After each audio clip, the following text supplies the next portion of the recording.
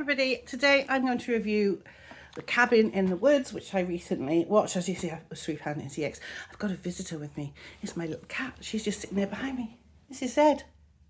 Hey Zed, are you okay? You're sitting there because it's warm. She's sitting on the heater basically. So yeah, I recently watched Cabin in the Woods for the very first time. I was looking for some good, hopefully horror films basically, and I'd heard this was a good one, so I picked it up in CX for £3 on Blu-ray. I've got to say, when I put it in and it started, it's warm in here, so I'm going to take my jacket off. I thought I'd put the wrong disc in, or they'd put the wrong disc in, or it'd been labelled incorrectly. I was not expecting to see people in scientific setting and offices and computer rooms running around. And I thought, what on earth? Then, of course, the film started. Well, then the main part of the film with the kids started and they went off to the cabin. And then obviously then slowly explained the premise. And I thought that is so clever. I have read so many books with a similar premise to Cabin in the Woods. It's brilliant to see it actually done.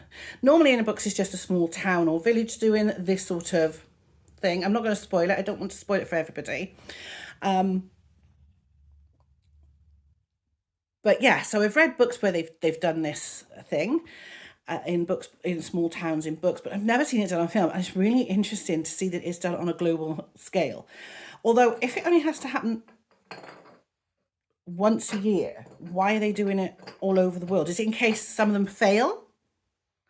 But then they say, when Sigourney Weaver's in it at the end, they say that it's got to be 5 specific types of people. And then, but they've got the Japanese schoolgirls, which I thought were really cool because their horror films are even brilliant. So yeah, I don't know.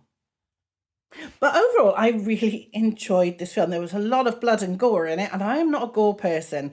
It's not as gory as I think Saw, which I didn't. Well, I didn't mind Saw, but Paul hated it because he doesn't like that sort of. He doesn't like horror films at all. What am I on about?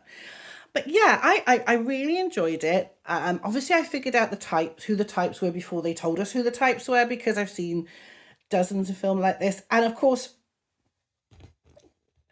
it's kind of like a parody, hello, of all the horror films where kids go off together, and you've got the scholarly one, you've got the Joker, and you've got the whore or the hoe one. You've got the Virgin and so on.